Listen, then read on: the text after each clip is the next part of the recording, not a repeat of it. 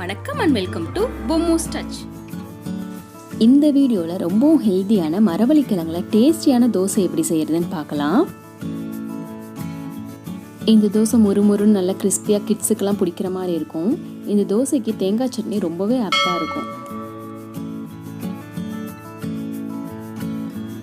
அதுக்காக ஒரு 2 கிலோ மரவள்ளி கிழங்க வாங்கி வச்சுருக்கேன். அதோட தோல் பகுதி ரொம்பவே மொத்தமாக இருக்கும். இது மாதிரி கத்தியில் கீனி அதோட தோலை மெதுவாக ரிமூவ் பண்ணிக்கோங்க. இந்த மரவள்ளி கிழங்கு ரொம்ப சுலபமாக கிடைக்கக்கூடியது.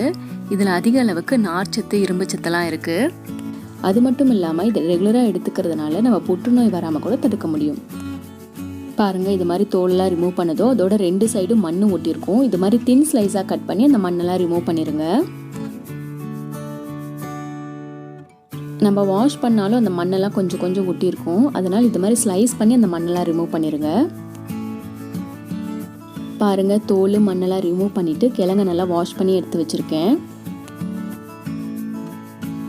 கிழங்கு நம்ம மிக்சியில் தான் போட்டு அரைக்க போகிறோம். அது சீக்கிரமாக அரைப்படுறதுக்காக இது மாதிரி ஒரு கிரேட்டரில் நல்லா துருவிக்கோங்க.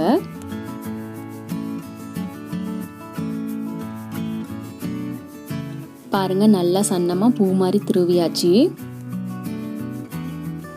கிரேட் பண்ணுறதுக்கு பதிலாக இது மாதிரி தின் ஸ்லைஸாக கட் பண்ணி கூட நம்ம அரைச்சிக்கலாம்.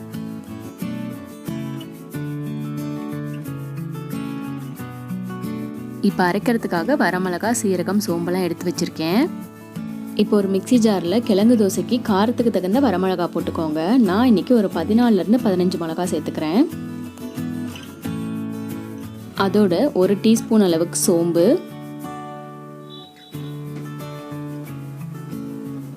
1 டீஸ்பூன் அளவுக்கு ஜீரகம், 1/2 டீஸ்பூன் பெருங்காயத்தூள், அதோட கிழங்கு தோசைக்கு தகுந்த அளவுக்கு உப்பு சேர்த்துக்கோங்க. இப்போ மிக்சி ஜாரை க்ளோஸ் பண்ணி இதை நல்லா அரைச்சிக்கலாம்.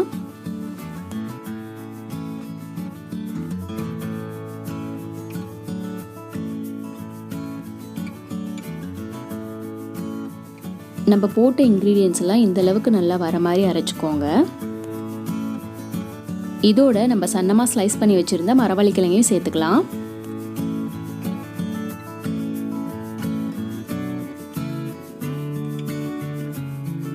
இப்போ மிக்சி ஜாரை க்ளோஸ் பண்ணி இதையும் நல்லா அரைச்சிக்கோங்க. இது நல்லா அரைப்பட்ட வரதுக்காக கொஞ்சம் கொஞ்சமாக தண்ணி சேர்த்து மறுபடியும் அரைச்சிக்கலாம்.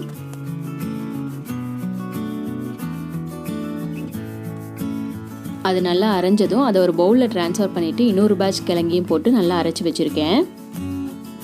கிழங்கு நல்லா இந்த பதத்துக்கு அரைச்சி எடுத்துக்கோங்க. இப்போ அரை பவுல் ரெகுலராக நம்ம வீட்டில் யூஸ் பண்ணுற இட்லி மாவு எடுத்துக்கோங்க. இன்கேஸ் இட்லி மாவு இல்லைன்னா நம்ம கிழங்கு மாவு எவ்வளோ அளவுக்கு எடுத்துக்கிறோமோ அதே அளவுக்கு இட்லி அரிசி ஊற வச்சு அரைச்சி எடுத்துக்கோங்க. இப்போ இட்லி மாவு அரை கப்பு எடுத்துருக்கோம். ஸோ அதே அளவுக்கு நம்ம அரைச்சி வச்சிருக்க கிழங்கு மாவும் ஊற்றிக்கலாம்.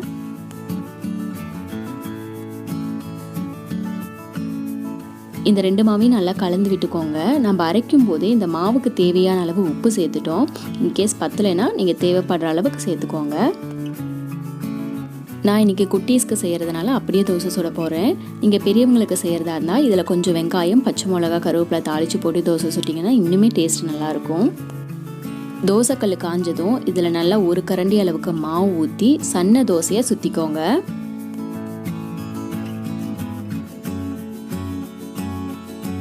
இந்த மாவில் நம்ம பச்சை கிழங்கு தான் அரைச்சி ஊற்றிருக்கோம். ஸோ இது நல்லாவே குக் ஆகணும். அதுக்காக நம்ம மூடி போட்டு வச்சிடலாம்.